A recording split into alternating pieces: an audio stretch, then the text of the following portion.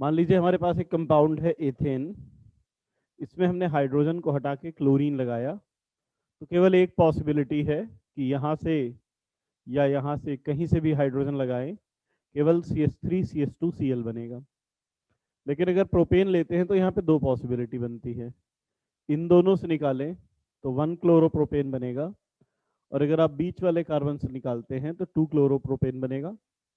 ये है 1 chloropropane, 2 chloropropane, दोनों आपस में किस टाइप के आइसोमर हो जाएंगे? क्योंकि फंक्शनल ग्रुप की पोजीशन डिफरेंट है, इसलिए पोजीशन आइसोमर।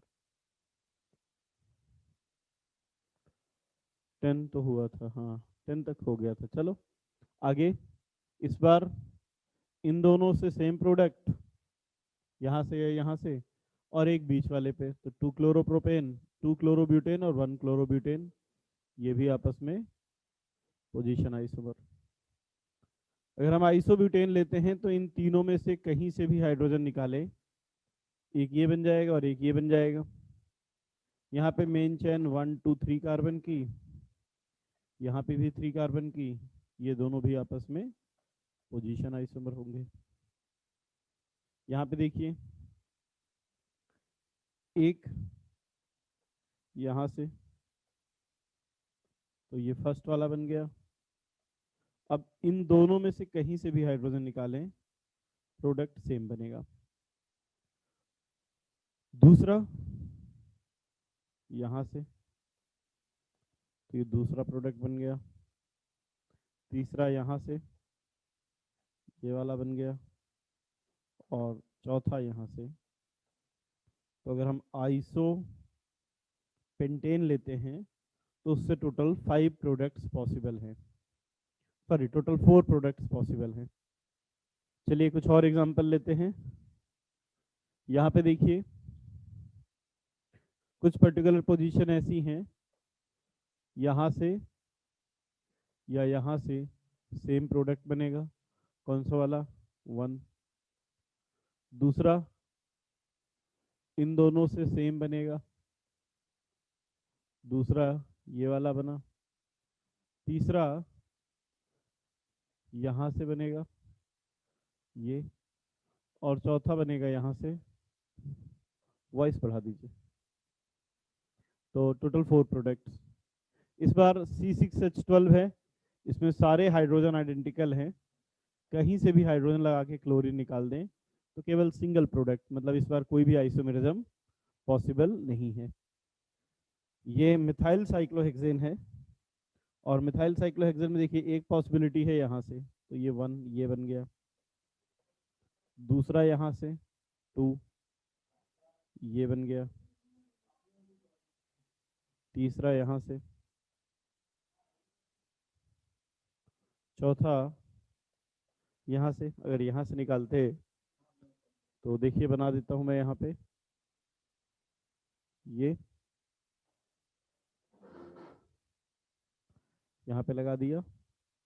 और एक पॉसिबिलिटी है कि लास्ट वाले इस कार्बन से निकाल दिया जाए, तो 4, टोटल 5 डिफरेंट आइसोमर पॉसिबल हैं। अब जैसे ये मॉलिक्यूल है नेप्थलीन, अगर नेप्थलीन में से एक हाइड्रोजन हटा दिया जाए और Cl लगाएं, तो देखिए इन चारों में से कहीं से भी हाइड्रोजन लगा दीजिए, हाइड्रोजन हटा के Cl लगा दीजिए, एक ही प्रोडक्ट पॉसिबल है। तो एक तो इन चारों से बन गया, और दूसरा इनमें से कहीं से भी हाइड्रोजन हटा के Cl लगाइए, सेम प्रोडक्ट बनेगा, ये वाला। तो 2 प्रोडक्ट बन सकते हैं। यहाँ पे देखिए, ध्यान से देखिएगा, इस पर से इन चारों में से कहीं से भी हाइड्रोजन हटा के Cl लगाएंगे, सेम प्रोडक्ट बनेगा। कौन सा वाला? ये वाला। इसको मैं 1 लिख देता हूं। दूसरा, इन चारों में से कहीं से भी हाइड्रोजन हटाइए तो जो प्रोडक्ट बनेगा वो सेकंड जैसा होगा, ठीक है। और अगर इससे या इससे निकालिए तो जो प्रोडक्ट बनेगा वो थर्ड जैसा होगा। तो अगर हमारे पास एंथ्रासीन मॉलिक्यूल है, इस मॉलिक्यूल का नाम है एंथ्रासीन, तो अगर हमारे पास एंथ्रासीन मॉलिक्यूल है और एंथ्रासीन से एक हाइड्रोजन रिप्लेस करके हेलोजन जोड़ा जाए तो 3 डिफरेंट आइसोमर्स पॉसिबल हैं। नेक्स्ट देखिए, फंक्शनल ग्रुप आइसोमेरिज्म। शायद सबसे आसान फंक्शनल ग्रुप आइसोमेरिज्म ही है, क्योंकि फंक्शन ग्रुप आइसोमेरिज्म में हमें केवल एक बात का ध्यान रखना है कि दो ऐसे आइसोमर होने चाहिए जिनमें फंक्शनल ग्रुप डिफरेंट हो जाए। अगर फंक्शन ग्रुप डिफरेंट हो गया तो आप कहेंगे सीधे कि ये फंक्शनल आइसोमर है। जैसे यहां पे देखिए, इसका मॉलिक्यूलर फार्मूला है C2H6O, एल्कोहल का, CH3CH2OH का। अब इस कंपाउंड का भी मॉलिक्यूलर फार्मूला CH3OCH3 C2H6O है। एक एल्कोहल है, एक एल्कोहल है और एक ईथर है। ये दोनों आपस में फंक्शनल आइसोमर होंगे। ध्यान रखिएगा, एल्कोहल ईथर फंक्शनल आइसोमर होते हैं। ये देखिए C2H6S, ये है SH थायो एल्कोहल और ये है थायो ईथर। तो एल्कोहल और ईथर की ही तरह थायो एल्कोहल और थायो ईथर भी आपस में फंक्शनल आइसोमर होंगे, क्योंकि एल्कोहल और ईथर डिफरेंट फंक्शन ग्रुप हैं। जैसे ये देखिए, ये है कीटोन और ये है एल्डिहाइड, जबकि दोनों का मॉलिक्यूलर फार्मूला सेम है C3H6O। एक एल्डिहाइड कीटोन, तो ये भी आपस में फंक्शनल आइसोमर होंगे। अब यहाँ पे देखिए, यहाँ पे क्लोरो है और कीटोन है, तो क्लोरो कीटोन है, कीटोन क्लोरो ग्रुप है और साथ में कीटोन है। यहाँ पे देखिए क्लोरो है और एल्डिहाइड है, और इस पर देखें तो एसिड क्लोराइड है। तो एक क्लोरो एल्डिहाइड, क्लोरो कीटोन और एक एसिड क्लोराइड, ये तीनों आपस में फंक्शनल आइसोमर होंगे। तीनों में फंक्शन ग्रुप डिफरेंट है, तो ये आपस में फंक्शन ग्रुप आइसोमर। देखिए यहां पर है हमारे पास COOH, ये है एसिड, ये है एस्टर और ये है एल्डिहाइड और हाइड्रोक्सी, तो ये है हाइड्रोक्सी और साथ में एल्डिहाइड। अब अगर तीनों में देखें तो एक एसिड है, एक एस्टर है, एक हाइड्रोक्सी एल्डिहाइड है। तीनों में फंक्शन ग्रुप डिफरेंट है, नंबर ऑफ कार्बन हाइड्रोजन सब सेम है, तो ये आपस में फंक्शनल आइसोमर। जैसे इसमें भी 3 कार्बन, यहां पर भी 3 कार्बन, यहां पर भी 3 कार्बन। ये देखिए, ये है अमाइड, इसमें है एल्डिहाइड और अमीन, मतलब ये हो गया अमीनो एल्डिहाइड, और ये हो जाएगा, ये भी अमीनो एल्डिहाइड है ना। तो दो हैं जो अमीनो एल्डिहाइड हैं और एक है एमाइड। तो अगर ये 1 है, ये 2 है और ये 3 है, तो 1 का रिलेशन 2 और 3 के साथ फंक्शनल आइसोमर है, जबकि 2 का रिलेशन 3 के साथ देखें तो यहां पर केवल NH2 की पोजीशन चेंज हो रही है। 2 का रिलेशन अगर 3 के साथ देखें तो केवल यहाँ पे ये 1 2 3 अमीनो प्रोपेनल और ये 1 2 3 2 अमीनो प्रोपेनल, तो केवल अमीन की पोजीशन, और ये है isocyanide. Number of carbon same है, तो ये भी आपस में फंक्शनल आइसोमर। ये है एल्कीन और ये है साइक्लो एल्केन, एल्कीन और साइक्लो एल्केन, तो ये भी आपस में फंक्शनल आइसोमर होंगे, क्योंकि एक एल्कीन है और एक साइक्लो एल्केन। ठीक है, moving on to next slide. ये है एल्का डाइईन, एल्का डाईइन, और ये भी है एल्का डाईइन। तो 1 और 2 का अगर देखें, ये हम पहले भी कर चुके हैं, 1 का रिलेशन 2 के साथ पोजीशन आइसोमर। ये है साइक्लोएल्कीन,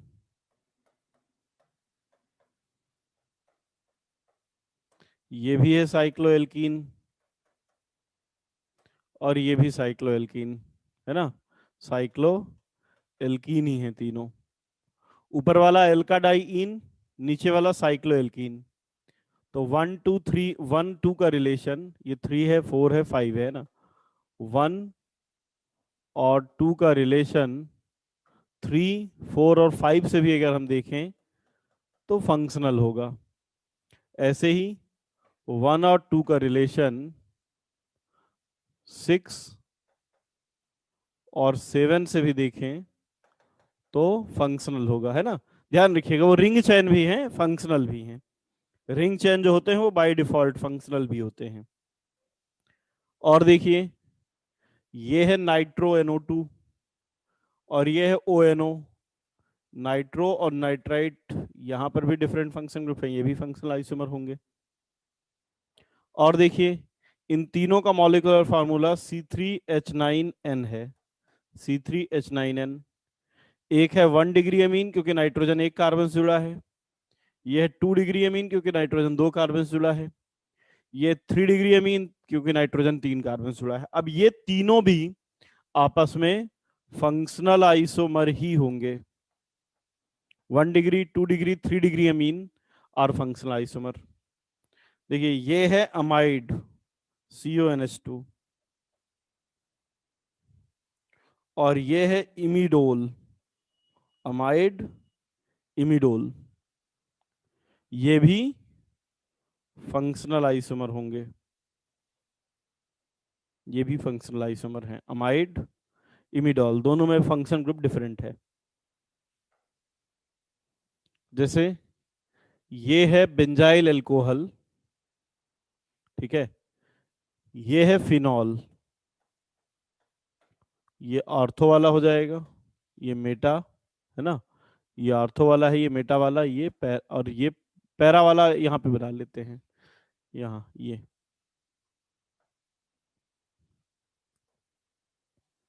OH CH3 और यहाँ पे OH। अब देखो, यहाँ पे मैं एक काम करता हूँ, इसको नंबर दे देता हूँ 1, इसको 2, इसको 3, इसको दे देता हूँ 4 क्योंकि इसके जैसा है, और ये ईथर को दे देता हूँ 5।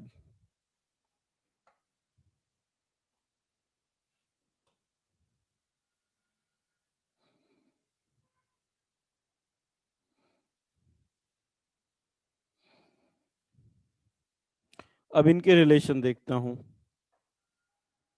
जैसे मेरा बड़ा सिंपल सा क्वेश्चन है कि 1 2 3 4, इसका जिनमें OH प्रेजेंट है उसका रिलेशन 5 के साथ क्या है। चलिए आप आंसर करिए जरा। 1 2 3 4 का रिलेशन 5 के साथ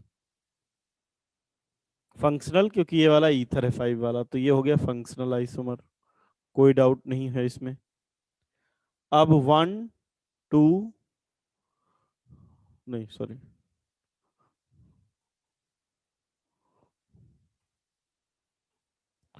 2 3 और 4, ये आपस में क्या है। 2 3 और 4 आपस में क्या है, बताइए जरा। 2 3 4 आपस में क्या है, पोजीशन, बिल्कुल सही है। अब जो क्वेश्चन मैं आपसे पूछना चाह रहा हूं, एक्चुअली वो यहाँ पे ये है कि 1 का रिलेशन 2 से, 3 से और 4 से क्या है। कि ये जो कंपाउंड है ये है फिनॉल, जब बेंजीन रिंग से डायरेक्ट लगा है, और ये है अल्कोहल, बेंजाइल अल्कोहल, है ना। अब एक बात समझिए कि फिनॉल की जो प्रॉपर्टी है और अल्कोहल की प्रॉपर्टी डिफरेंट है, ठीक है। क्या हम अल्कोहल की जगह फिनॉल यूज कर सकते हैं कि चलो आज अल्कोहल नहीं है तो चलो फिनॉल यूज कर लेते हैं, नहीं। या फिर कहीं फिनॉल यूज करना है तो उसकी जगह अल्कोहल यूज कर लें, नहीं कर सकते ना, क्योंकि दोनों की प्रॉपर्टीज डिफरेंट होती हैं। और यही रीजन है कि अल्कोहल और फिनॉल डिफरेंट फंक्शन ग्रुप हैं, और इसलिए अल्कोहल और फिनॉल को फंक्शनल आइसोमर कहते हैं। ध्यान रखिएगा, अल्कोहल और फिनॉल एक दूसरे के फंक्शनल आइसोमर हैं। नेक्स्ट देखिए, ये दोनों कई बार लगता है कि पोजीशन आइसोमर है, डबल बॉन्ड की पोजीशन चेंज हो रही है, बट एक्चुअली ऐसा नहीं है, ये फंक्शनल है, क्योंकि ये है अमीन और ये है इमाइन, और अमीन और इमाइन डिफरेंट फंक्शन ग्रुप हैं। जैसे ये है इन और ऑल, और ये है एल्डिहाइड, तो ये भी आपस में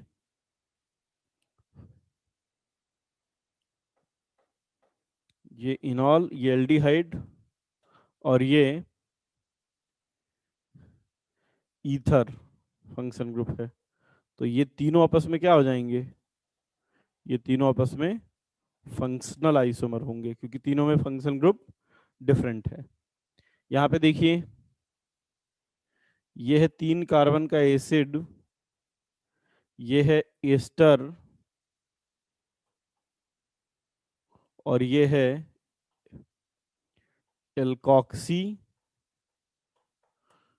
ईथर है इसमें, और एल्डिहाइड। तो ये तीनों भी आपस में फंक्शनल आइसोमर होंगे।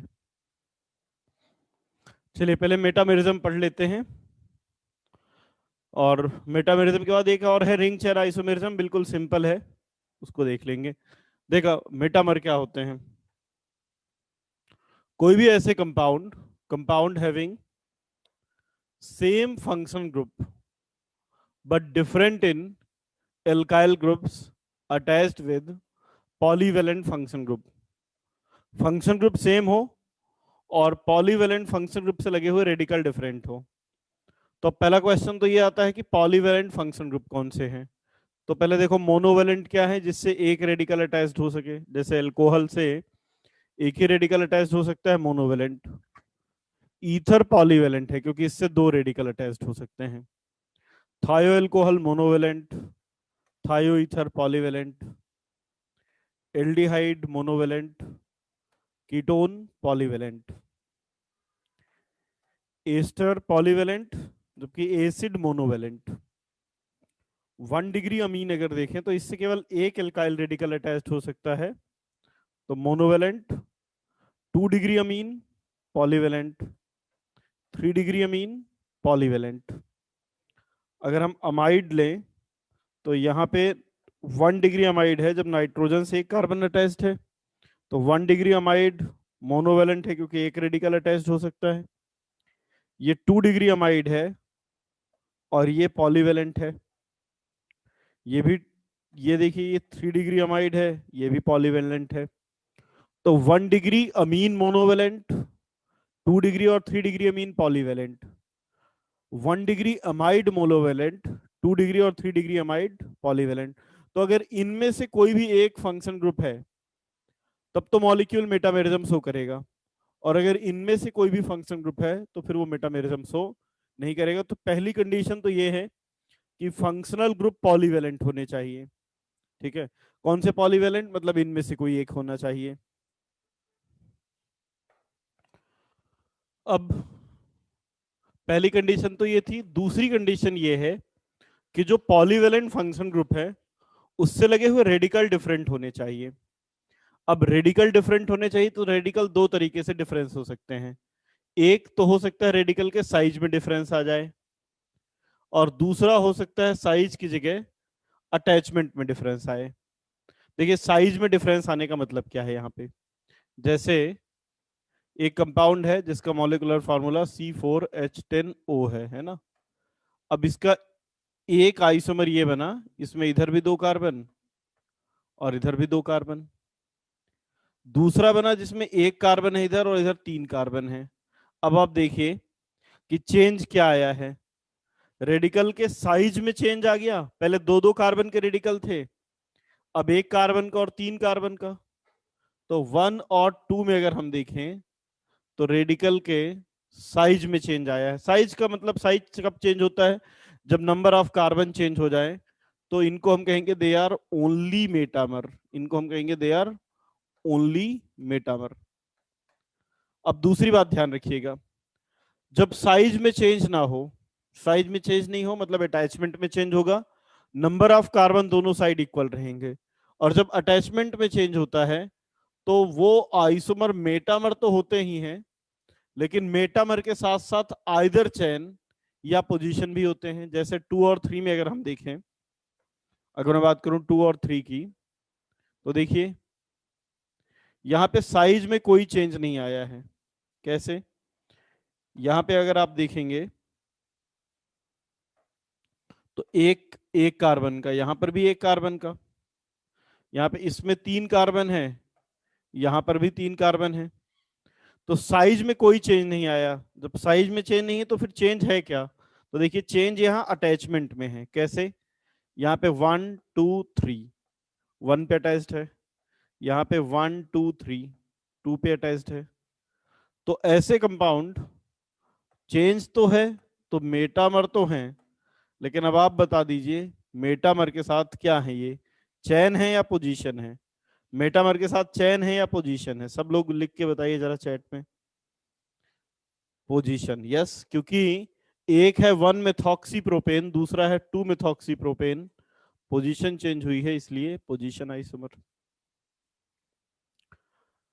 नेक्स्ट एग्जांपल देखिए, यहां पे ये है हमारे पास 3 डिग्री अमीन, यहां पर भी नाइट्रोजन से 3 कार्बन अटैच्ड हैं, ये भी 3 डिग्री अमीन। जबकि यहां पे नाइट्रोजन से 2 ही कार्बन अटैच्ड हैं, एक तो हाइड्रोजन है, तो ये 2 डिग्री अमीन है ना। ये फर्स्ट वाला, ये सेकंड वाला, और जो थर्ड वाला है वो 2 डिग्री अमीन है। ये फोर्थ वाला है जो, ये बेसिकली 3 डिग्री अमीन है। और जो 5 पे बना हुआ है 5। अब देखिए,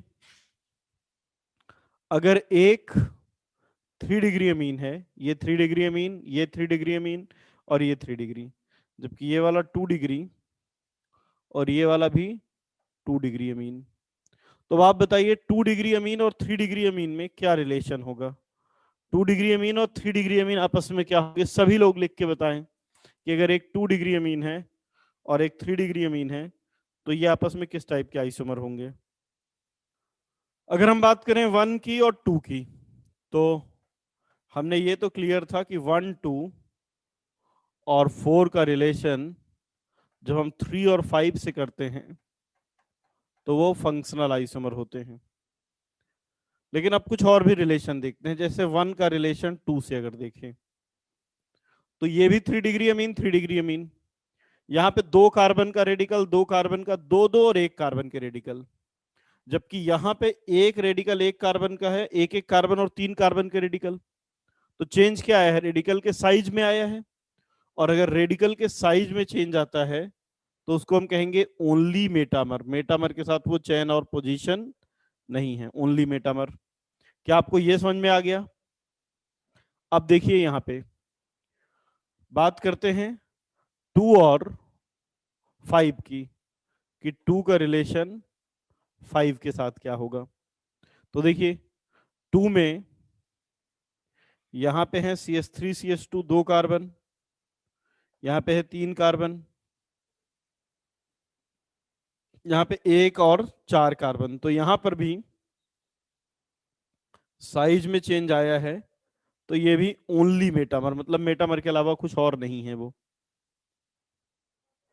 ठीक है, देख लीजिए फिर से, हम रिलेशन ढूंढ रहे हैं 3 और 5 के बीच में, 3 और 5 के बीच में।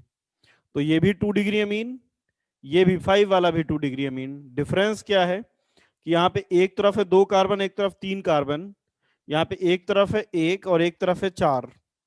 तो मतलब क्या चेंज आया? नंबर ऑफ कार्बन में, साइज में चेंज आया। एक तरफ 2 3 और 1 और 4, तो साइज में चेंज आया, ओनली मेटामर। अब देखिए कुछ और रिलेशन लेते हैं। जैसे 3 डिग्री अमीन्स में 1 का रिलेशन 2 से देखते हैं। 1 का रिलेशन 2 से, 1 और 2, अच्छा 1 और 2 तो हो चुका था, ओनली मेटामर। तो बचा कौन सा? जैसे 2 का रिलेशन 3 से देख लेते हैं, है ना। 2 का रिलेशन 3 से ये बच गया था कि 2 और 3 आपस में क्या है। तो देखो 2 मतलब ये, यहां पे रेडिकल है आइसोप्रोपाइल, 3 पे जो रेडिकल है, 2 और 3 का नहीं, 2 और 4 का, 2 का रिलेशन, 2 का रिलेशन 4 से, सिर्फ 2 और 4 पे फोकस कीजिए। 2 मतलब इस वाले को, और 4 मतलब इसको। केवल हमें इन, बाकी समझो बोर्ड पे कुछ है ही नहीं, केवल मुझे इन दो पे फोकस करना है, केवल इन दो पे, है ना। चलिए मैं इसको, इस पे फोकस कीजिए, 2 पे और 4 पे। बाकी हमें समझ लेंगे, हमें बोर्ड में बाकी कुछ भी नहीं दिख रहा है, बाकी कुछ और लिखा भी नहीं है बोर्ड में, केवल हमें 2 और 5 दिख रहे हैं। अब देखिए साफ दिख रहा है। पहली बात तो रेडिकल डिफरेंट है, यहाँ पे था आइसोप्रोपाइल, यहाँ पे है 1 2 3 नॉर्मल प्रोपाइल। तो ये मेटामर तो हैं, इस बात पर कोई शक नहीं होना चाहिए कि मेटामर नहीं है, मेटामर तो हैं, मेटामर तो हैं। बस मेटामर के साथ ये ढूंढना है कि चेन है या पोजीशन। बिल्कुल, बहुत सारे लोगों का आंसर बिल्कुल सही है, क्योंकि यहाँ पे अमीन फर्स्ट कार्बन पर लगा है, और जबकि यहाँ पे 1 2 और 3 पे लगा है। एक बार नाइट्रोजन 1 फर्स्ट पे लगा है, एक बार सेकंड पे लगा है, तो ये मेटामर के साथ पोजीशन आइसोमर है। चलिए जैसे यहाँ पे देखिए, ये कीटोन है 1 2 3 4 5। एक बात ध्यान रखिएगा, कीटोन जो है ये हमेशा मेटामर के साथ चेन और पोजीशन होते हैं। अगर कोई भी कंपाउंड कीटोन है तो ऑलवेज मेटा के साथ चेन और पोजीशन होगा। जैसे ये मेटामर तो है ही, लेकिन अब आप सोच के बताइए मेटामर के साथ क्या है ये, और चैन या पोजीशन। सोच के बताइए, मेटामर तो है, मेटामर के साथ चैन है या position.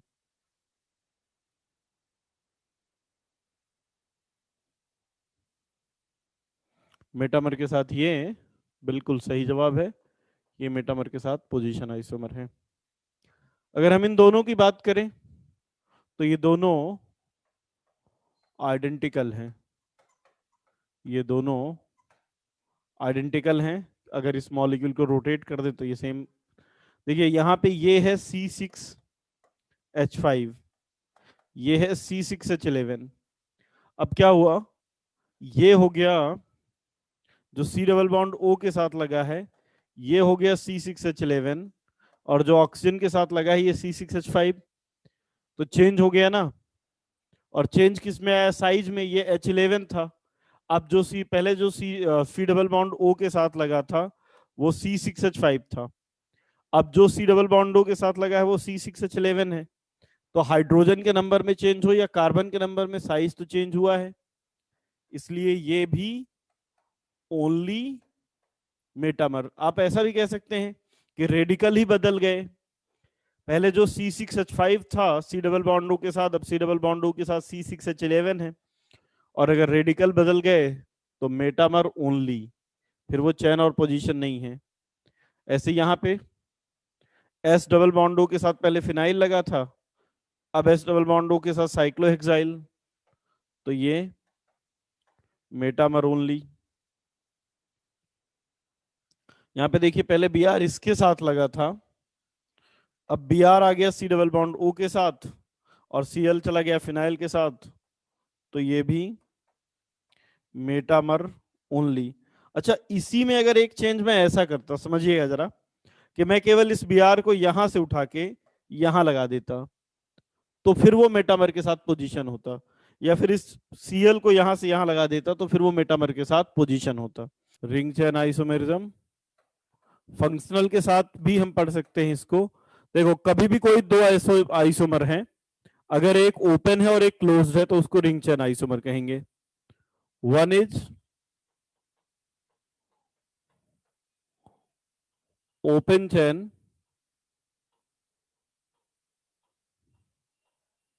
and other is closed chain।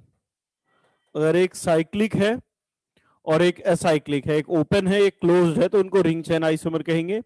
और ये ध्यान रखिएगा, ring chain isomer by default always functional isomer भी होंगे। अगर कोई भी दो आइसोमर रिंग चेन आइसोमर है तो पक्का है कि वो फंक्शनल भी होंगे। जैसे एग्जांपल देख लेते हैं, CH3 CH double bond CH2, ये ओपन चेन है।